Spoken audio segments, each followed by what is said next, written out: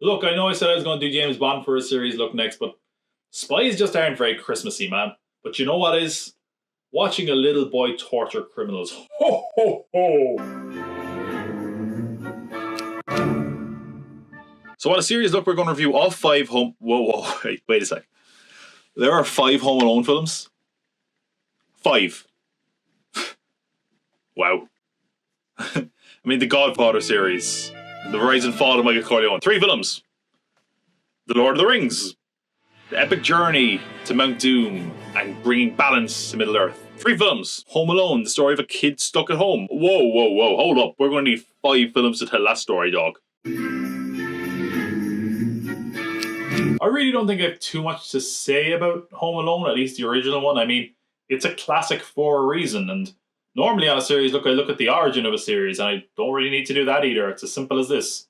The writer, John Hughes, figured, hey, what would my son do if he was home alone? And hence we got Home Alone.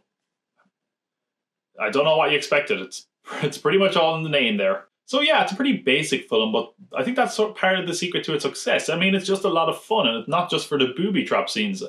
One of the things that really holds the film together is the lead performance by Macaulay Culkin, who honestly is excellent in the film. Something I didn't really appreciate until I got older, and certainly something I appreciate more now that I've seen the subsequent films, because they kind of falter in their performances. But he is fantastic in this movie. He really nails the character of Kevin McAllister, who really at the start is pretty damn annoying. Hang up the phone and make me, why don't you? Dad, nobody let me do anything. Did I burn down the joint?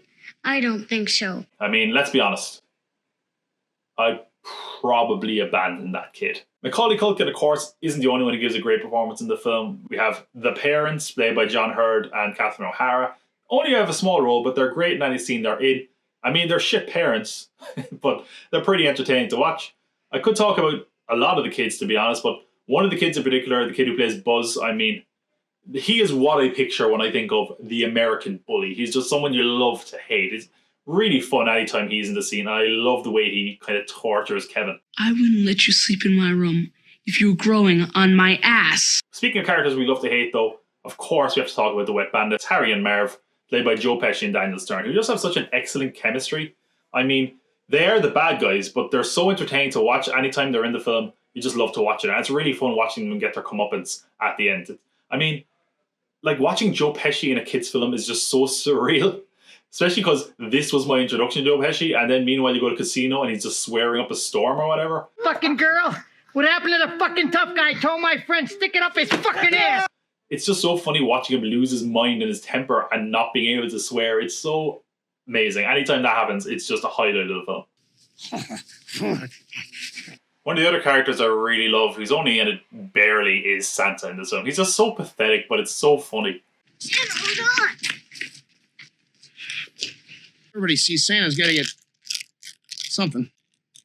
There you go. That's the spin-off I want to see. I think one of the other reasons it's enjoyed is because the film has a sort of an edge to it. It didn't feel like a dumbed-down kids film like so many others. It honestly feels at times like a film you shouldn't have been watching when you were a kid. It's quite dark and quite violent at times, but because of that, it has an ultimate appeal to a kid, because of course we all have the fantasy of taking down the bad guys, even in a simple scenario like being in our own home. But also because it sort of gives you the ultimate kid fantasy that you think about, which is, what if I had all this place to myself, if I could do whatever I wanted and break all the rules?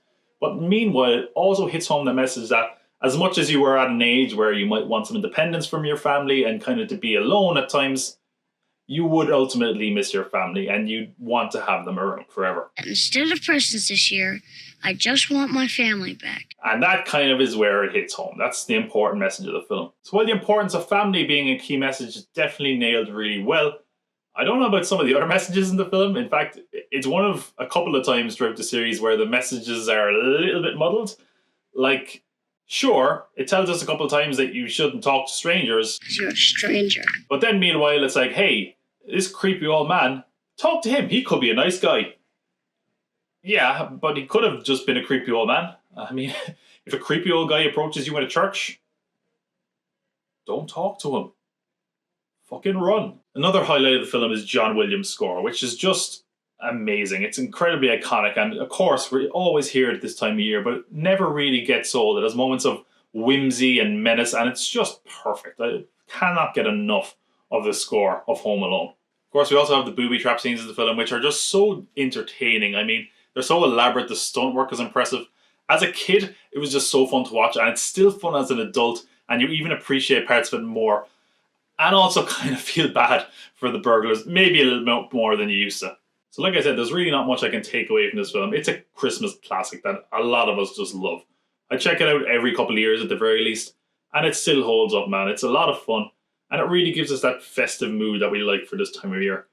Again though, it does leave me with just kind of few quibbles or nitpicks that kind of bug me having seen it so many times. Like when Old Man Marley says, "There's a lot of things going around about me, but none of it's true." That line always drove me crazy. Like, what is he referring to? Is he on about the rumour that he could be a murderer? He's not on about the family drama because he knows Kevin doesn't know about that. So what rumours is he talking about? I don't care what the lesson of the film is, man. I'm pretty sure this guy might have some skeletons in his closet. Why do you only ring the cops now? I mean, you could have rang him earlier.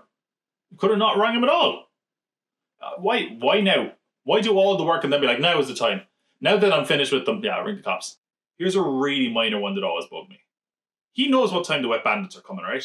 He knows how long it takes to cook the mac and cheese. And he still says grace. And even with all this planning, he doesn't have time to eat the goddamn mac and cheese. It's getting cold over there. So most of the Home Alone films have some great reactions and some great traps. So for each of these films, I'm going to give the best reaction and I'm going to give the best trap. Now, best reaction is a tricky one. I was very close to giving it to Marv's reaction to a really shit joke. It's Santa Claus. And it's Elf. But I'm going to have to give it to Fuller. I mean, look at that face. I mean, Kieran Culkin has done a lot of great work since, but if you ask me, he peaked in his first ever role with that iconic look. Best trap is a really tricky one as well, because it's the first film. It still all feels pretty fresh. I mean, I'd love to give it to the blowtorch. That's a great one. I love the Christmas ornaments just because of how simple and painful it looks. It's just, oh, that's the one that kind of stuck with me when I was younger, but I have to go with the paint cans because it's just classic, man. And it's still such an effective trap. Don't worry, Marv, I'll get him for you. So like I said, there's really not much I can say about Home Alone. It's just an excellent film. I mean, it has stood the test of time. Like, let's not forget, this movie is now 30 years old. And it's still a holiday classic for families around the world. And I think it's because it felt like a film they don't really make anymore. And kids don't feel like they're just watching some disposable Christmas nonsense. But parents can enjoy it because of some of the deeper things. And it really gives you that festive spirit that we all clamour for around Christmas time. Now, as for the sequels, well, it's kind of a different story. A lot of people have a sort of nostalgia for Home Alone 2, which really isn't that surprising. I mean, they came out in just 2 short years between each other, which means that people who grew up with the original Home Alone were still growing up, I guess. Personally, I just never had that sense of nostalgia. I didn't see this film for the first time until last year. I mean, even when I was younger, I kind of felt like, didn't we say all we needed to say with the first Home Alone and now he's in New York? But regardless, curiosity got the best of me last year and I finally decided to check out Home Alone 2, Lost in New York. And they're the same picture. Yep.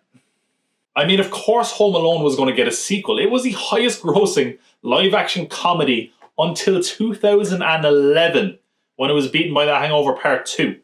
And just like The Hangover Part 2, I guess they figured, hey, same movie, different location. Because, you know when a movie comes out and a sequel comes out suspiciously quick after it, and you just know they put no thought into it? Like, when they're like, hey, we need to do Die Hard 2. Die Hard, but this time it's in an airport. We need to do Homeward Bound 2. This time they're lost in San Francisco. We need to do Home Alone 2. Well, he's in New York, isn't he? I mean, this one really requires you to suspend your disbelief even more. Like, sure, the first time maybe you can brush it off, but the second time, no one's like, hey, I was meant to be sitting next to Kevin, or hey, there's an empty seat randomly next to me. Or even Kevin isn't like, hey, nobody I know is on this plane. He only checks after he got off the plane, which, by the way, Florida to New York, not that far away, you know. Probably could have sorted out pretty quickly. And even putting that aside, something I don't get is, how is this so funny? This is a why is everyone losing their shit and going hysterical with this? Like, honestly, at this point in the Home Alone franchise, it's just easier to believe that the McAllister family are a bunch of assholes. Kevin, you walk out of here, you sleep on the 3rd floor. Yeah, with me.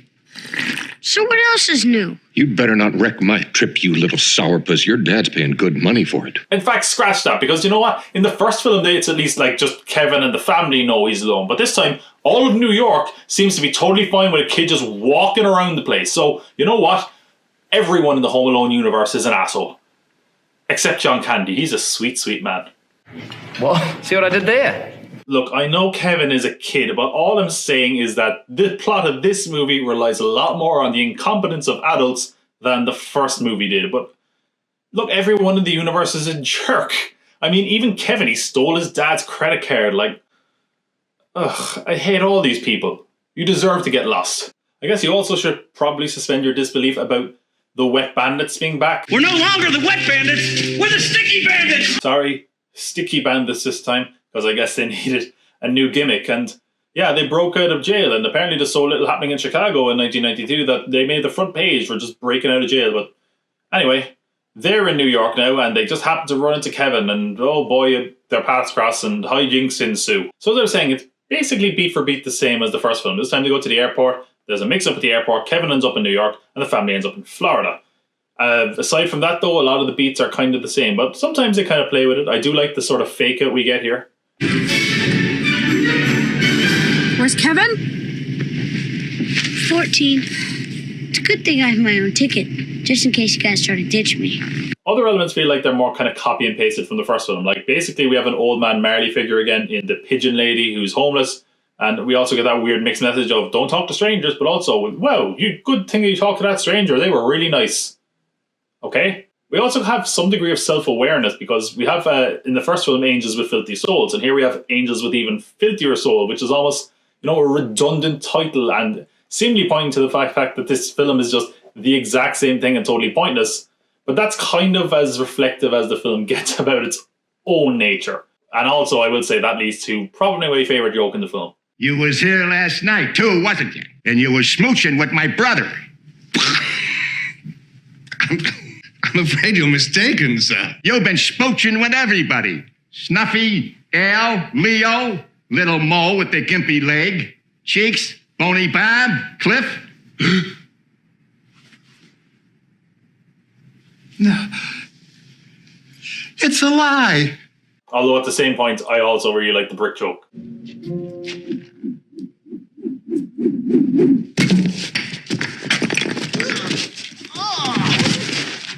You want to throw bricks? Go ahead, throw another one.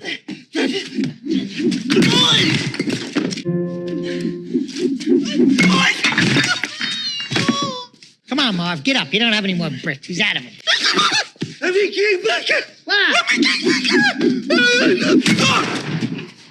That did it. Nobody throws bricks at me and gets away with it. Come on, Marv, get up. Angels with even filthier souls is actually where we get the famous Merry Christmas, you filthy animals line from, which people often wrongly attribute to the first Home Alone. So there you go. If you ever want to be that, well, actually, guy, now you can be. I guess that's the film's ultimate legacy. Well, okay, it also has the weird legacy of having this guy in it. Down the hall and to the left. Well, they might not have had much to talk about back then, but I'm sure after the 2020 election, Donald knows all about what it's like to have lost in New York. That's our political joke for the episode, everybody. I'd like to thank our musical guest, Kanye West. You fucking lunatic. That's all we have time for. Good night. Oh yeah, the rest of the movie, sorry. Although I guess another part of the film's legacy would be the Talk Boy. I vaguely remember these. They were a toy that they actually made in conjunction with the film that sold pretty well. I mean, nowadays it's pretty modest. Like, imagine telling kids now, like, this was a hot toy back in the day. Like, hey, you can record audio. Whoa! Some of the new elements in the film actually work quite well. For example, Tim fucking Curry. Every scene he is in, he just steals. Anytime I see Tim Curry in a film, it gets an extra point. But oh, Rob Schneider's in this film. Anytime I see a film where Rob Schneider loses a point, so we broke even. Seriously though, Tim Curry is so entertaining in this film. He's just got a smug, shit-eating grin throughout the whole thing. He's just such a weirdo. He steals every scene he's in, and he's really entertaining, but Can we talk about that one scene where he's trying to catch Kevin out? And to do that, he walks in and follows him to the bathroom. I mean, best case scenario, he was hoping to find the kid by himself, which means he was going to walk in on a child in the bathroom. Yeah. Why don't you have a seat right over here for me? Ladies and gentlemen, we got him.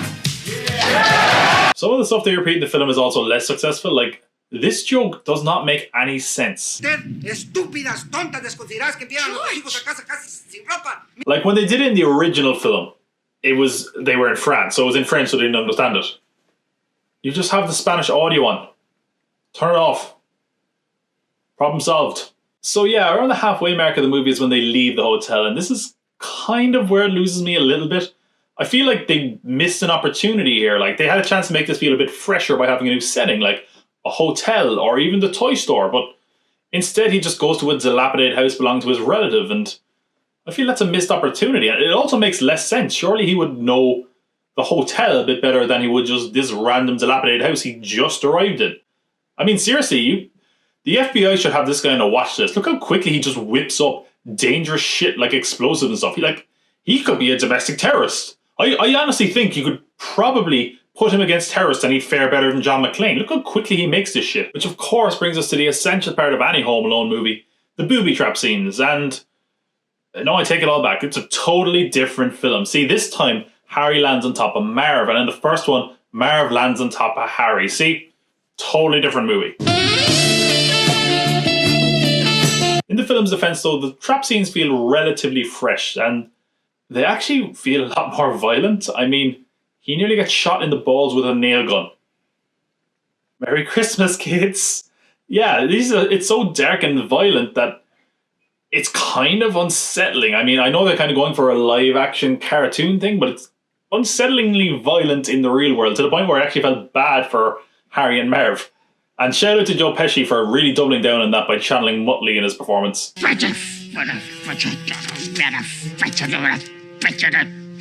One thing I will say is that I much prefer his motivation in this film. In the first one, it was sort of about, survival and protecting what he owned. But this time, at least, he's got some more altruistic motives of, saving Christmas for the kids and all that. I mean, he could have called the cops, but still. You can mess with a lot of things. You can't mess with kids on Christmas. Badass. It is badass. As much as I think the film is a case of been there, done that, it has a very nice, sweet ending with the family coming together for a lovely Christmas.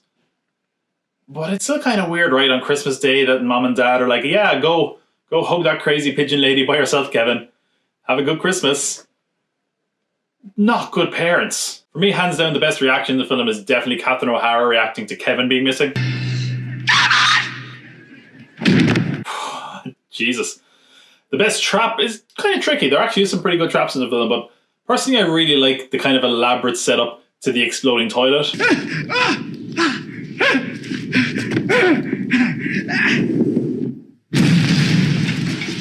I guess I have pretty lowbrow taste, because an exploding toilet is just funny. Home Alone 2 is decent, but it's one of those films that's so like the first one, it's hard to tell what your reaction would have been if you saw this one first. Is it better? Is it as good? I don't know, but when you've seen the first one so many times like I have, it just comes off as very lazy by comparison. I mean, there's good elements in it. The traps are a lot of fun. The performances are still good, and some of the few minor things they do include that are new work pretty well. But overall, it feels a little bit long, and it's kind of lazy, and it's a shame they just didn't try to do a little bit more with it. But I don't know what you expect. I mean, the premise of Home Alone really isn't suited to a franchise. You can only do so much with that story, but as is, it's a pretty entertaining film, and if you get sick of watching the first Home Alone every Christmas, maybe this can serve as a decent substitute. As after Home Alone 2, Kevin got taken away from his family because we don't follow Kevin in Home Alone 3. We follow a new kid. And just for the record, I was joking about wanting to see the kid take on terrorists. That would be a really dumb idea. Like, you can sort of buy it when it's one kid taking on two dopey burglars, but one kid taking on four terrorists? I mean, terrorists who are smart enough to at least smuggle a microchip through customs, but I mean, look, it was pre 9/11, so maybe it was a bit easier then. Maybe things will be different now. Don't worry, I'm not going to make any Mark Wahlberg-like statements about our new kid Alex. let's just get on with the film. That's right, we have a new lead character in Home Alone 3, 8-year-old Alex Pruitt in Chicago, which of course, considering it's set in Chicago, means the original writer, creator, and 80s wunderkind John Hughes is back as the writer, but he's pretty much the only one that's back. None of the cast or crew are back. The director of the first two installments, Chris Columbus, is also not involved. Instead, we get the director of such films as The Smurfs and Show Dogs. Now we are cooking with gas. From the director of Beverly Hills Chihuahua, The Smurfs, and Scooby-Doo. What's that? Bikini wax? What? This should be a treat. They really go out of their way to try and make Alex like really cool. They give him all these gadgets and he's got a pet mouse. He's really radical. And if you're a kid, you might eat that up. But as an adult, it's a lot. It's a bit much. I also has another thing wrong with him. That's something that a lot of kids in Hollywood suffer from. And that is the fact that he can't talk like an 8-year-old. He can only talk like a screenwriter trying to write a witty child. What do I do if there's a tornado? They don't happen in winter. Social unrest? I don't think so. Boredom? I hear it's deadly in old folks. What about dragons, giant spiders, mummies, the living dead, and other figments of my imagination? Only you can control your imagination. That's a scary thought. Sure, John. Yeah, that's how 8-year-olds talk, yeah. Nailed it. What he does have over Kevin, though, is that he's clever enough to just call the cops right away. But anytime the cops do come, they can't seem to find the terrorists, which leads to a boy who cried wolf situation and perfectly explains why he would not call the cops. Which I guess we should probably go a bit more into detail on the plot of the film.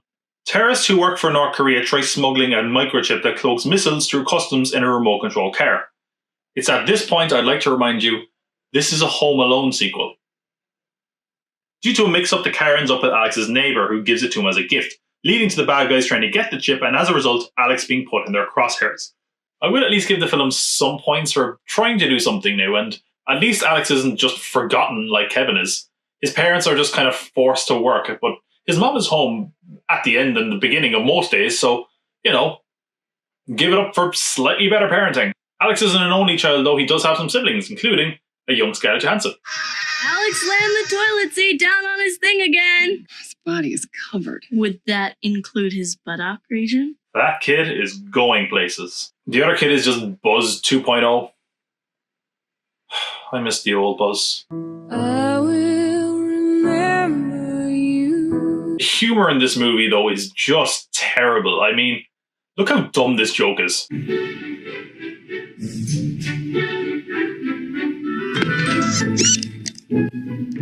Look, Doris.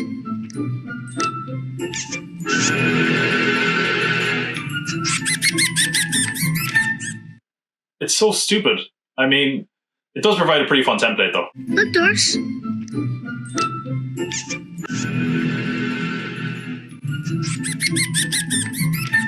Like, did John Hughes just down the contents of a thermometer before writing this? Because it's not even the only dumb animal joke in this. Freeze!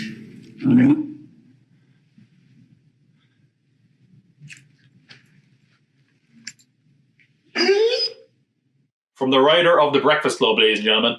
I guess at some point John Hughes just decided animals were the height of comedy, because there's also a talking parrot in the movie for more hilarity.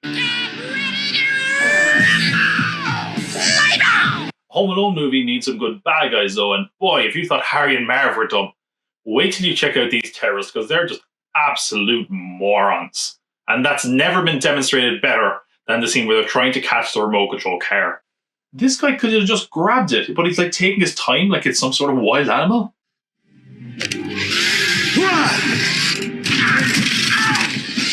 This person can't even hold onto the remote control car.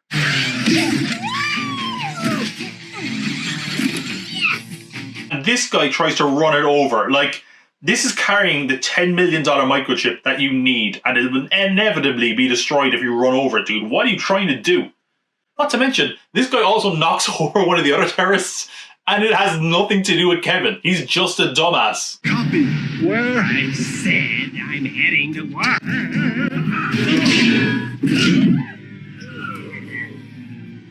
Stop, you nitwit! Stop! Look, Doris.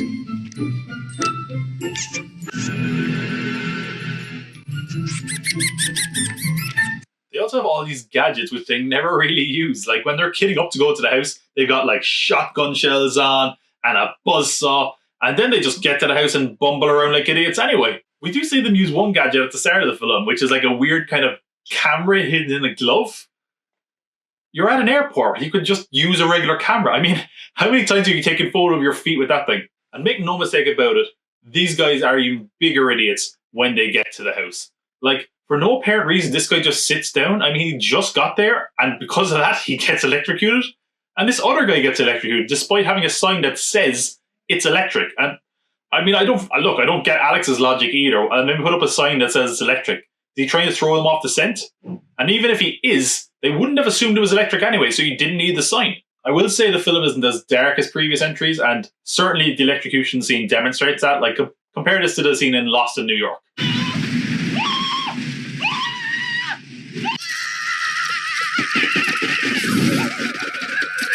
It's like night and day. I mean, yeah, by the way, I should have mentioned that he farts electricity. Ladies and gentlemen, from the writer of Ferris Bueller's Day Off.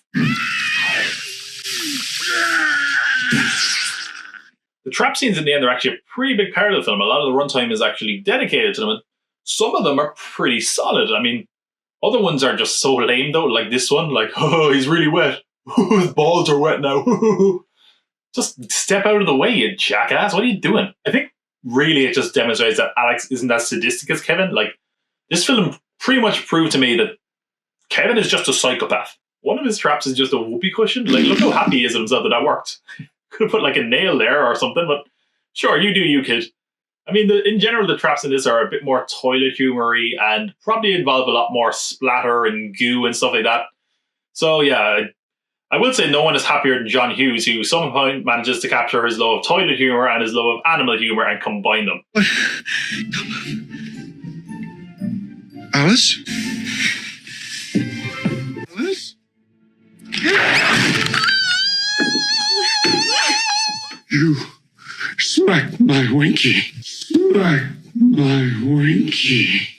From the writer of Flubber. Oh. Yeah, actually, this actually all makes sense now. Oh, mommy. Another bit of proof that the terrorists are dumb is at one point one of them thinks they caught Alex, despite the fact it's high heels. What, you thought he was running around doing all this in high heels? He's trying to torture you, not himself. Am I right, ladies? Okay, best trap. I mean, honestly, the film actually has some pretty good traps, but for me, I feel so dumb for saying this, but it's a boxing glove to the groin. This must be how Homer Simpson felt. But football in the groin had a football in the groin. I just got such a laugh out of how elaborate it was for what was essentially just a shot to the nuts. You are dead, kid.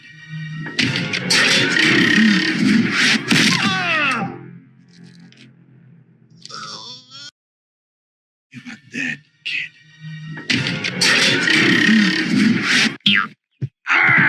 My groin! Best reaction? Ugh, I don't know. Let's just give it to the mouse looking at the cat, just because that's something you can mess around with and have fun for hours.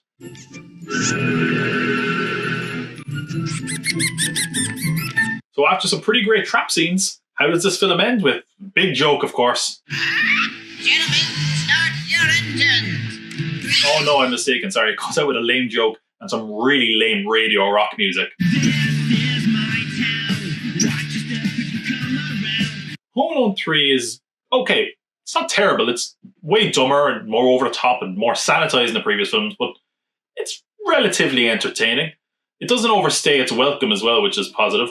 The humor is a lot worse, but the traps are pretty okay, and as dumb as it is to have a kid go against four terrorists, it's sort of a guilty pleasure to watch. I mean, to be honest, I saw this film a fair bit growing up, so I sort of have a bit of a soft spot for it, and kids will certainly be entertained by it, but unless you're an adult with a certain nostalgia that needs scratching, chances are you won't get anything out of this. Certainly not as much as you did out of the first two films. Look, Doris.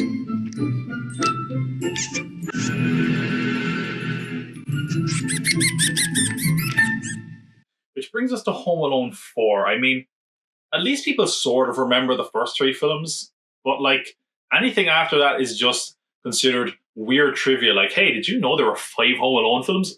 Bullshit. I mean, I remember seeing this video in a video store and just looking at it and being like, is this a joke?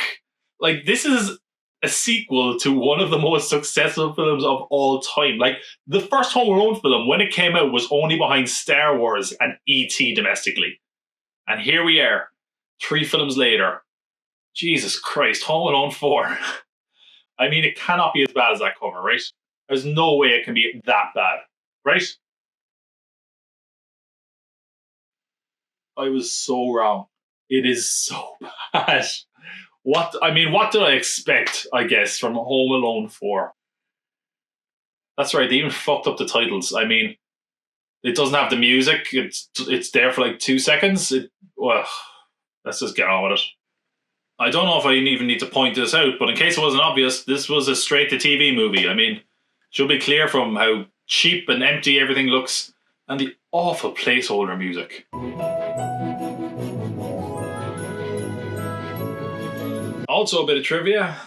These are new characters. That's Kevin McAllister there, and the whole family.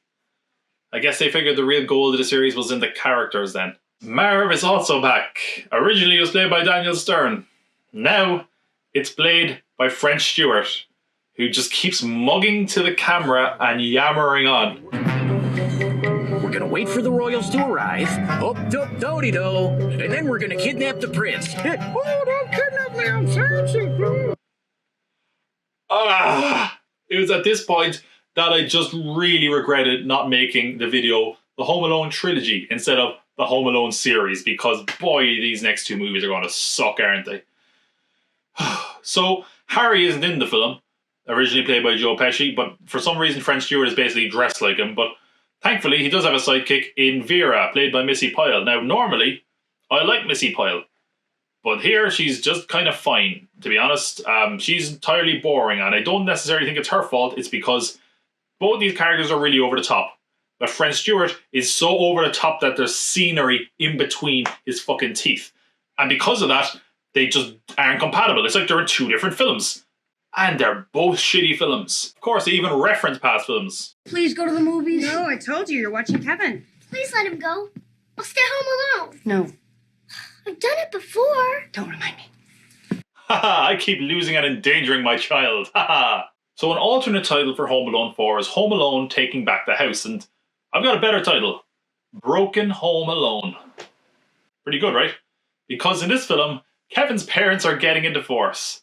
Christmas! Yeah, so I don't really get what's going on here, but Kevin's dad is now close to being engaged to this rich woman who's expecting a visit from a royal family to her smart house. And our burglars have now upgraded to kidnappers because they intend to kidnap the royal prince for ransom. A smart house in the year 2002? Wow, the possibilities are endless. I mean, look what it can do! Fire light, you haven't. Wow, I think I might like it here. Wow. Yeah, they don't really do anything interesting with the idea or concept of a smart house.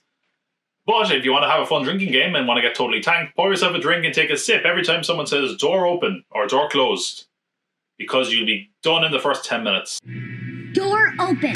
Door open. Door open. Door closed. Door open. Door open. Door open. Door open. Door closed. Door open. Door open. Door open. Door open. Door closed. Even for a TV movie, this just looks so damn cheap. It brought me back to a time in 2002 where TV still wasn't really a viable medium where it could look halfway decent. I mean, it's terrible looking. Not only that, like, even forget about the way it looks. They don't even have the Home Alone music in the film. Ever. So how is our new Kevin McAllister? And well, look, I don't really like rubbishing child performances. It just seems kind of mean, but I'm going to do it anyway. He's no Macaulay Culkin. I mean, and that's weird because I kind of underappreciated Macaulay Culkin until I saw other performances in some of these Home Alone films. I mean, he is really great in those films and he's got a sort of an edge that makes that character more interesting and believable. This version of Kevin McAllister is just too sweet and saccharine. I mean, he's boring. He's dull dishwater. I mean, look, if I could say anything, he's no more interesting a character and no worse a performance than any of the other actors in this film. So there you go, kid. It's not an Emmy, but it's like a participation medal, I guess.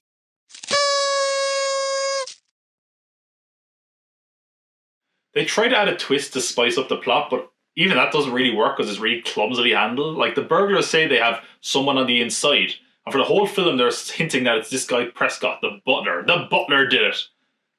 But they're so blatant about it, and they push it so hard that obviously it's not.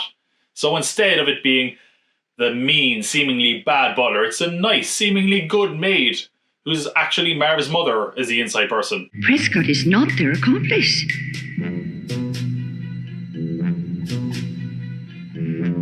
I am. It's not true. That's impossible. Although it does lead to one of the better scenes when he locks the butler in the freezer. Like, we've all played Tomb Raider, we know where this is. Holy shit, they actually did it. There you go, guys. That's the highlight of the movie right there. I say that's the highlight, and it's not really surprising because the traps in this movie are lame like everything else. So we get a trap in the first, 20 minutes, but it's another one of those traps like, haha, you're wet. So they get soaked in the shower, they fall into the bath somehow, and for some reason, I guess they lost the use of their legs. They're just trapped in a bath. And then they get swept down the stairs in a load of water. If you're expecting any cool stunts because of the smart house, you'd be seriously really annoyed. I mean, he doesn't even really put any prep work. He ties a string to a pot and he messes with the remote control. And all the stunts are just, oh, they got hit with something. They got hit with a pot twice. A bookcase fell on them. Great. The only thing that's slightly inventive is when they're in a spinning bookcase.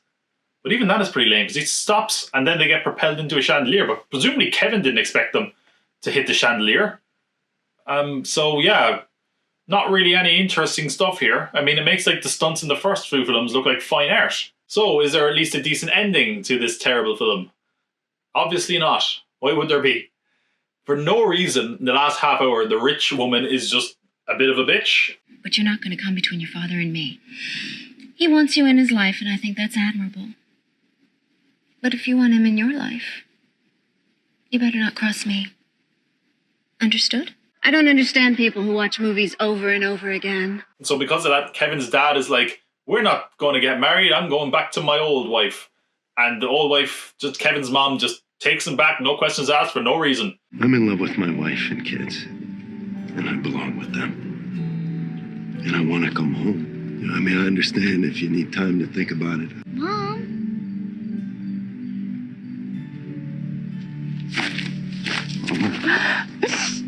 I love you. And the royal family are there now because they were planning on staying. But the butler has retired based on Kevin's advice. So the royal family are like, we're not staying with the rich lady. We're going to stay with the McAllisters. Young man, how are we ever going to show you our gratitude? Would your family like to spend Christmas with our family? That sounds cool. And everyone's just apparently cool with that. And that's how the film ends. Music on. Snowfall. Bad to the bone. This movie is the drizzling shits. I knew this was going to be the best Christmas ever. I guess I should also do best reaction and best trap for this one, reluctantly. Best trap I'm going to give to the butler getting frozen, because that's the only thing that got a laugh out of me in this whole film. Well, that's not true. I also got a laugh out of this scene with the butler. That's so cheesy, it's kind of awesome. And this is my best reaction. Mr. Prescott! At your service. Boy, am I glad to see you. Perhaps we should call the police. Good idea, Mr. Prescott. Just Prescott, do you? Prescott. Nothing goes better with hammy acting than a little bit of cheese. Not everybody actually even knows that there is a Home Alone 4, and that's for good reason. And those people are lucky because this is one of the most boring, vanilla-ass films I've ever seen.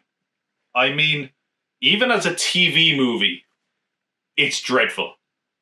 There's nothing interesting in it visually. It's so plain and dull to look at. They didn't do any attempt at making an interesting story. I genuinely cannot find a redeeming quality in Home Alone 4. At some reason, they just said, hey, we're going to bring the original characters back. And I don't know why you would do that, because you would not want to make any comparison between the original two films and this one, because this pales in comparison. This shouldn't even have the name Home Alone, and that's not because I hold this series with some sort of reverence, but Jesus Christ, this is terrible. It's like no one even wanted to make this movie. No one made any attempt or effort to do anything interesting. It's like watching a film that was made for tax write-off purposes or to hold on to the rights to the series or something. It's just terrible. I don't understand how anyone could give this the seal of approval across any department. I mean, I honestly just want to move on. I've already put more time into filming this, writing these reviews, watching these films than anyone put into making this movie. I'm going to go bash my head in with a paint can. Hopefully I'll be able to forget this film. Things can only get better from here. Seriously, this is the bottom. Home Alone 5, or Home Alone The Holiday Heist, premiered on TV in 2012. And to be honest, the titles are a lot better. We actually get a bit of the music this time too. And you can already tell that the budget is a lot better than the last one. Things are starting to look up. This time we follow the character of Finn Baxter as he moves into a new house with his family in Maine. A house that's apparently haunted. Is this house haunted? Haunted? Don't be silly. It just has personality. What's that supposed to mean? Wait a minute. A haunted house in Maine. Is this Stephen King's old house? So the kids in the film are your average kids. I mean, Finn loves playing video games and his sister loves her phone. What's this, a theme? Okay, look, it's good that you're trying to do a theme, but let's be honest, this is a Home Alone movie, so chances are the message is probably going to be pretty muddled by the end. Let's do a roll call. We've got Malcolm McDowell, Debbie Mazar, and Crabman? Hey, Earl. Hey, Crabman. Hey, Earl. Hey, Crabman. Hey, Earl. Hey, Crabman. Yeah, the criminals are fine. Nothing offensively bad, nothing amazing, but they do their part. So people think the house is haunted because a gangster was killed there a long time ago, and the criminals are hoping to break into the house because they believe that the gangster had possession of a very valuable painting. Down in the basement, there's a safe that used to belong to this gangster. But the criminals, after breaking in, just 20 minutes into the film, don't realise that there's more to the safe than meets the eye. And as a result, Finn and his sister manage to get through the safe into a secret room that houses the painting. And that's why our criminals want to get into the house. I have to give the film credit for making the most of the haunted house concept. I mean, Finn actually makes his first trap because he thinks that there's going to be a ghost coming into his room. And even beyond that, he sees evidence that the burglaries have been in the house initially and writes it off as the presence of a ghost. This was locked. I tried it. A ghost must have opened it. And not only that, the criminals are convinced that the house is haunted as well. This guy in town was telling me this place is haunted. The gangster who stole your great-granny's picture, he got murdered in this house. I don't want to upset some ghost gangster. So he can play with their perceptions of the house being haunted when we get to the traps later on. So the kids are acting a little bit bratty and don't want to go to a Christmas party that the mom is going to for her new job. And as a result, they're grounded, leaving them. We're home alone.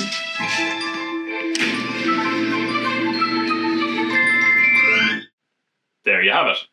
Now, when the criminals broke into the house earlier, they saw this invitation. So they assumed that everyone in the family is going to be at this Christmas party. But of course, Finn and his sister are at home to take the burglars on. So it's when they're grounded that they do a bit of exploring and discover the bootlegging room at the back of the safe. Unfortunately, Finn's sister gets locked inside there unbeknownst to him, but anytime she tries to call him, he thinks it's a ghost. See, it's little touches like that that make me think they actually put some thought into this one, unlike the fourth film. With his sister locked in the safe, Finn is basically left to fight the burglars alone, but he's not fully alone because thanks to gaming, he's met the nicest guy on the internet. If I'd known you were just a kid, I wouldn't have overkilled you so many times. Want to play again? Sure, I'll even give you some pointers. See? He didn't say he was going to sleep with his mom or anything.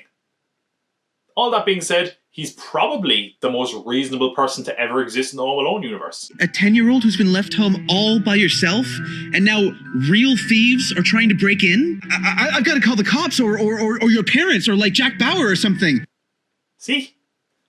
Although he kind of does some other stuff that makes him like a total weirdo. Hello?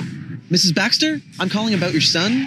Who is this, and how did you get this number? I hacked Finn's gamer tag and I got your info from the credit card statement. This leads to a really obvious joke, but probably my favorite scene in the movie. We met online and, What? Okay, so that came out wrong. Something bad is gonna happen to him. What? Are you threatening my son? Your daughter is locked in the basement. You kidnapped my kids! I'm phoning the police, you sick monster! That did not go as planned. Which leads to him being raided by a SWAT team. And look, I know it was a big misunderstanding, but he did hack someone's account. And he's also now hacked into someone's webcam. You should probably arrest that guy. And then we come back to the mixed messages of the Home Alone series, because as much as they were pushing the idea that video games are bad, you should go outside, it kind of saved the day. Like, his experience playing video games kind of helps Finn to set the house up for these traps to work. Finn, press pause for a bit, why don't you, kiddo? Let's just keep it in the real world. You gotta get out of the house once in a while. You know what my dad always says? What? You gotta get out of the house once in a while, buddy. It's the best game there is. Sounds like a tower defense game. Key to these types of games, you need to stagger your defenses, okay? I can use my environment. Great. Yeah, that's how these games usually work. I have to identify the weakness in my perimeter. My perimeter is totally holding up. Take whatever you want from the message, I guess. Which brings us to the trap scenes, which are a bit of a mixed bag. I mean, I don't think any of the traps are especially memorable, but there is some kind of cute things and cool things about a few of them. Like, all of the burglars end up as something Christmassy, like Debbie Mazar ends up looking like Rudolph.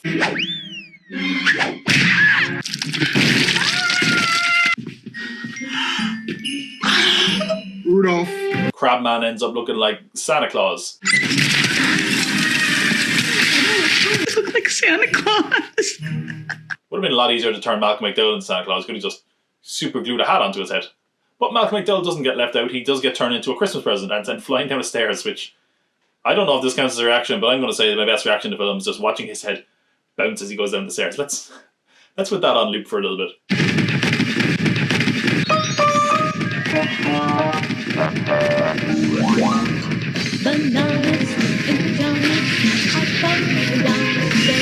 Which I suppose I should do best trap. I mean, like I said, they're not necessarily very memorable, but there's one trap I really like, but it's let down by the fact that it's CGI, and I just think it's a really clever idea. I mean, there's a lot of originality there, but unfortunately it just lacks the impact because it's not a practical effect.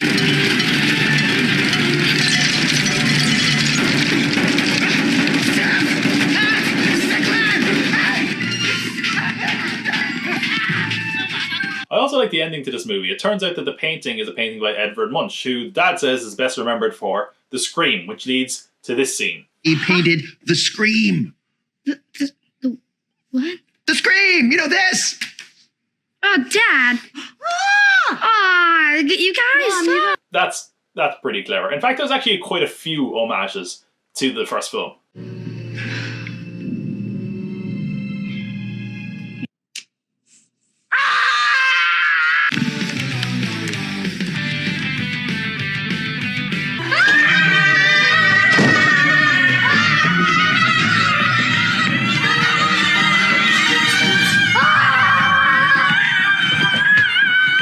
Focus here. Right.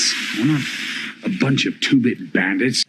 We're the wet bandits. We're not going to be stymied by a slippery walkway.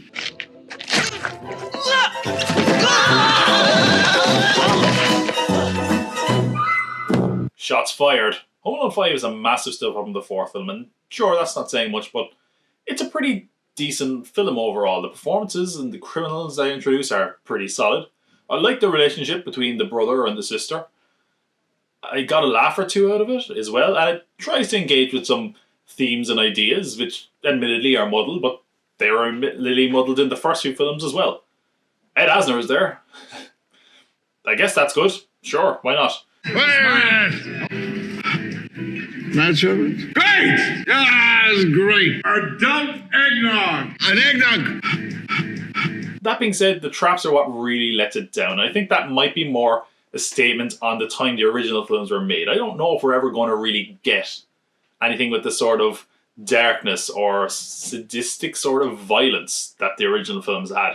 I just feel like that time might have passed us by, which unfortunately doesn't get me overly excited for any future installments in the series. And unfortunately, it's where this film majorly falls down, is those traps, because it is such a big part of the franchise. And that brings us to the end of the Home Alone series, which, even now that I've seen them all, I'm still surprised it's a series at all. It really feels like they caught lightning in the bottle the first time, and I've been trying to catch it ever since, and I've just missed. Really, it feels like the first film is the only one that managed to strike a delicate balance, and that balance was between heart, which is all the family dynamic and stuff, and realising the importance of family, and holding on to what we have and not taking it for granted. And the other side was all the harsh stuff, the violence, the sadistic, the kind of edge to our characters. It's even more shocking when you look at these two elements and realising that they ever mix together and work to begin with. And it seems like every time they try to do another Home Alone film, they either have too much heart or too much violence, and it never really works. And unfortunately, they're going to keep trying. Apparently they're making a Disney Plus reboot. Disney Plus reboot. Disney Plus reboot.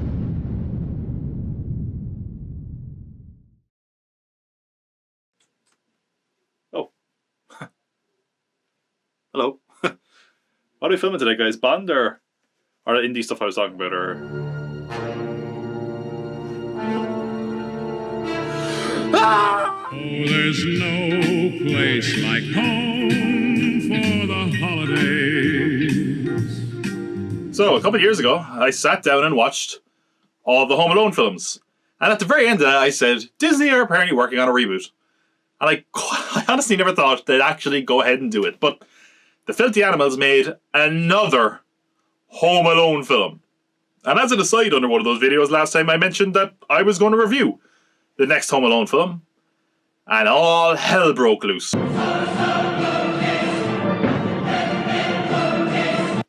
Jesus. Sounds like I'm going to have a strong reaction to this film. So, I sat down and I watched the 6th Home Alone film. And so I sat down and watched it again. And again. What a shit movie. Why does anyone like that? Especially for a Christmas movie. No, sorry, that's not right. Oh, that's my review of Love Actually. Oh, Bernie, oh, it's such a great Christmas film. Oh, you want to go? You want to go? I mean, I wish I could get that passionate about this movie, because I've seen this movie like 4 or 5 times now, and it's barely impacted me at all. Yeah, I'm surprised like Disney haven't done a welfare check on me at this point, to be honest. And you might say, why did you have to watch it so much, Tom? Why didn't you just review it? And it's because I don't know what to say about it. Because it's different, but not necessarily in a good or successful way, which we'll get to. And you might say, so, okay, where did the movie lose you? And really, pretty much straight away, with the title, Home Sweet Home Alone. Home Sweet Home Alone. Home Sweet... I guess I don't know where to put the emphasis. It's just something that I can't say, that Home Sweet Home Alone. It just doesn't sound natural, you know? I think they accidentally left a scene in the movie that's them trying to come up with the title. Home. Home is where the heart is. Sweet Home, Alabama. Homer's Odyssey. I mean, it just sounds like something like a lonely single man might say when he comes into an empty house. Home Sweet Home. Alone. Well, that was a depressing look into my future. It's weird though, because I feel like this movie should actually work. Going back to the basics with the series and updating it for a new generation. And it's got a phenomenal cast of comedy actors. Rob Delaney, Ellie Kemper, Chris Parnell, Kenan Thompson, and Nick Frost. And that's just to name a few of them.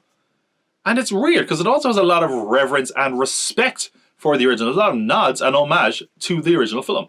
Giving up yet, or are you thirsty for more? You guys give up, or you're thirsty for more? Little Nero, sir, I have your pizza. Good job, buddy. Good job, my love. I mean, it's also got weird homages, like Scarface. Little kids gonna get down. Axel Foley. We'll wait till it gets dark. We'll go around back. Okay, Axel Foley. And O.J. Simpson? Is it really a crime to steal something that was stolen from you? Yes, that's what OJ got in trouble for. The second time. What, the kids don't like OJ anymore? If you're not a fan of OJ though, don't worry, we got plenty of orange soda on tap. In fact, it plays a pretty important part in the plot. And that's my first big problem with the movie. Why did you get Keenan when we're talking about orange soda? Kel loves orange soda. I do, ooh. I mean, could you imagine? People would have gone crazy in the sitting room. I forgot, this is a Disney Plus movie, so everyone stopped talking about this movie like the week after it came out and forgot about it. Which I guess actually puts you in good company with the other Home Alone sequels. Okay, if we're going to talk about plot points, I guess we should talk about the plot. It seems like it'd be pretty important, right? But it's also where the controversy starts. See if you can figure out where. Our movie follows a lovely young couple called Jeff and Pam who are struggling to make ends meet and may be forced to sell their house, which they have so many family memories in. So they host an open house that's gatecrashed by Max, played by Archie Yates, and his mother Carol, played by Aisling B, so Max can use the bathroom. But while there, they notice an antique selection of dolls which they tell Jeff could actually be worth some money. And when Jeff finds the most rare and valuable of the dolls missing, he assumes Max must have stolen it. And while he tries to resolve things peacefully and properly, he's left with little option but to break into the house and steal the doll to save his own home. Oh, and Max is home alone. I didn't mention that. Sorry, it seems... Of course he's home alone. Why wouldn't he be? So, did you catch where the controversy was? It was pretty early on, actually. You might have missed it. Can we get a replay on that? Our movie follows a lovely young couple called Jeff and Pam. That's right. Home Alone, a series traditionally about children, is now about adults. You probably should have guessed it from some of the weird adult jokes in this. Little boy doesn't want to share his dolly. Excuse me? Ah, I get it. You're one of those guys. What do you mean? I don't know. You tell me.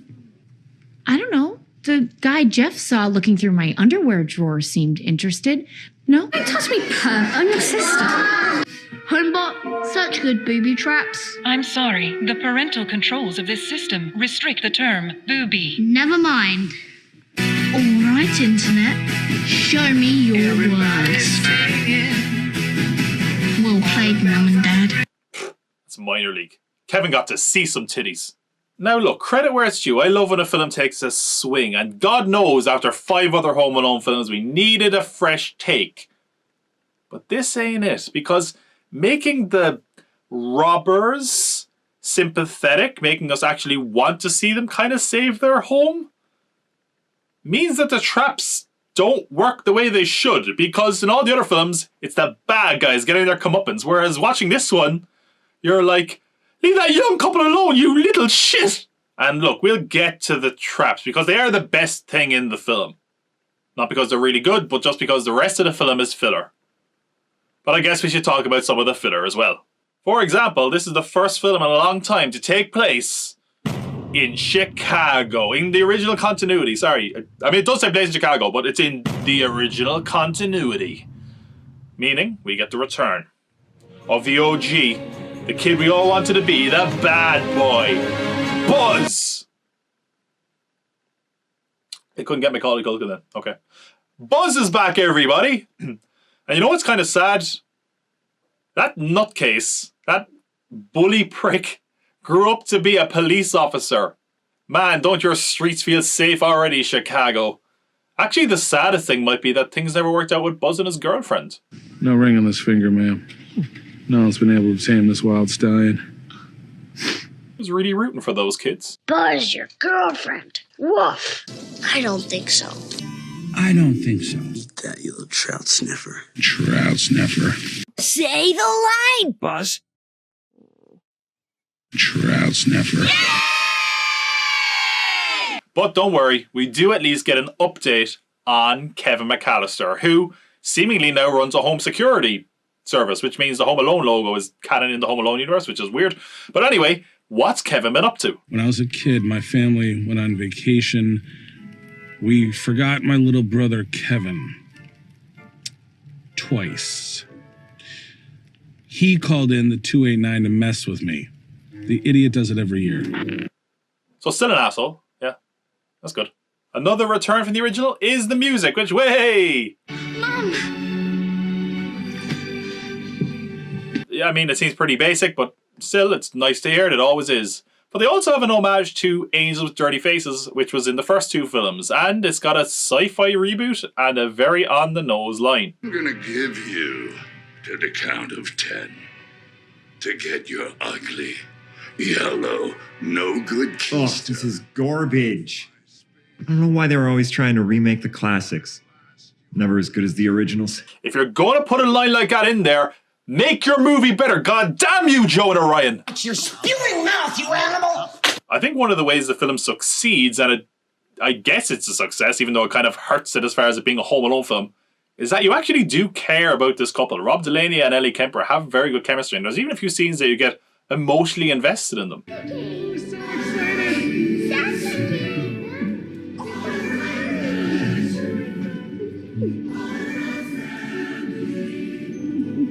Home sweet home. You could do it, Ellie Kemper. You rob that kid and you save your house for your family. Okay, so let's talk about the trap. So they break into the house. They break into the actual house. And immediately they're just morons. Like, they crash the car straight away. I don't think it had anything to do with Max. I mean, Max is still up there celebrating. He must just be like, oh yeah, they're idiots, yes! And then straight away, Jeff, Rob Delaney, just eats milk and cookies because he thinks they're for Santa. Dude, you're not Santa. Why would you eat them milk and cookies outside? And he's like, the milk is hot, and that's awful. But his wife isn't much better, because his wife gets lit on fire, it's a long story, and goes for a tap when she could have just put her feet in the snow. And then she's like, oh, it's cold and wet. Oh, really, is it? Is it? Is it because you soaked yourself with a tap? I will say one of my concerns before was that the films couldn't be as brutal with the traps, but I was kind of surprised. There was actually a few traps in there that looked pretty rough, to be honest. Orange stripe, center pocket. Ooh, that did not sound right. But then there's dumb ones, like a VR one. That's very involved, and he didn't notice anything strapped to his head, I guess. Okay, he's probably massively concussed since you shot him in the head with that billiard ball. I will say, to the film's credit, the traps are actually pretty decent. Certainly much better than I expected. There's one involving a trampoline that feels quite feasible and fun. And I will say my best trap in the film is involving a yoga ball, which, you know, maybe could have looked a bit better, but I think the idea behind it is pretty strong. So that's my favorite trap in the film. Oh no, you hit me with the incredibly soft yoga ball.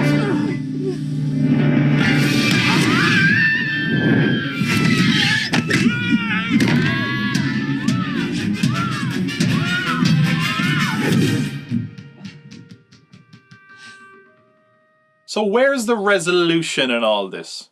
Once they find out Max actually is home alone, they let him stay with them until his mother gets back from Tokyo. But what about the doll and the house? Well, Jeff's brother and sister-in-law are staying with them, and one of their kids has the doll. But he doesn't know how valuable it is, and it's about to hit the floor! Oh, Max got it. Okay, cool, right. The house is saved. Max is a hero. Okay then, cool. 1 year later, they're having a big old Christmas dinner together, and ha ha ha, and oh, orange soda. Oh, is he going to give it to him this time? Oh, they did, yeah, okay, cool.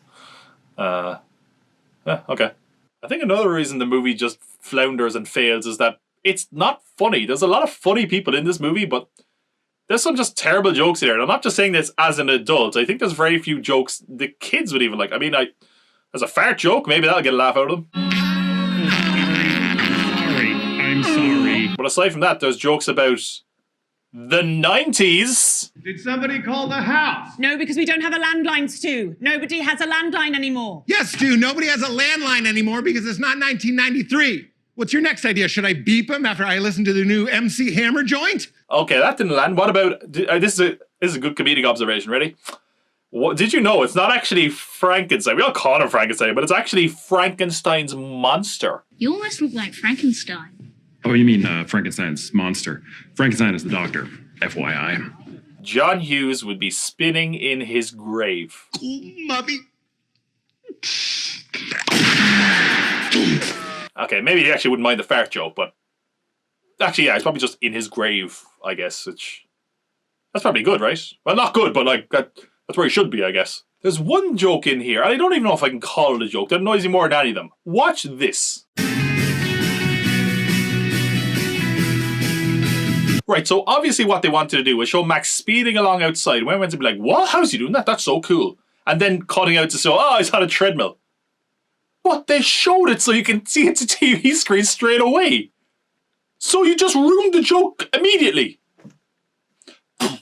I can fix that now. Was that funny? No? Well, okay, then it fits right into the movie. Oh, I nearly forgot to do best reaction like I always do. I guess I'll give it to the old guy, who pretty much kind of took the words out of my mouth for this review. Sounds like garbage. Herman, no, none of that. Well, it does. You stink. Home Sweet Home Alone is not the worst Home Alone film. It's better than Home Alone 4. Maybe better than one of the other ones as well. But it's disposable, forgettable, maybe the most soulless of all of them. It probably really speaks to the time that it's just shallow fan service and empty nostalgia. It pays homage to the original without doing it in any meaningful way. And while I will give it points for trying to do something different, it kind of ruins what we would want out of a Home Alone film in doing so. The performances are good, but there's nothing really they can do because they're surrounded by so much stuff that doesn't work. I would say surprisingly the traps are more brutal and effective than expected, but obviously the film's fatal flaw of making the bad guy sympathetic means we don't want to see him go through the traps. So it's a real mixed bag. And not like a mixed bag of like good stuff and bad stuff. A mixed bag of mostly shit and also maybe a little bit of piss. And neither of those are good things. I don't have anything else to say about this film. Or Home Alone. Haven't we all said what we needed to say with Home Alone by now? 6 films. 6. Please don't make any more Home Alone films. I'm begging you. No more. I'm done. Okay? I'm done. Yeah, I'm done.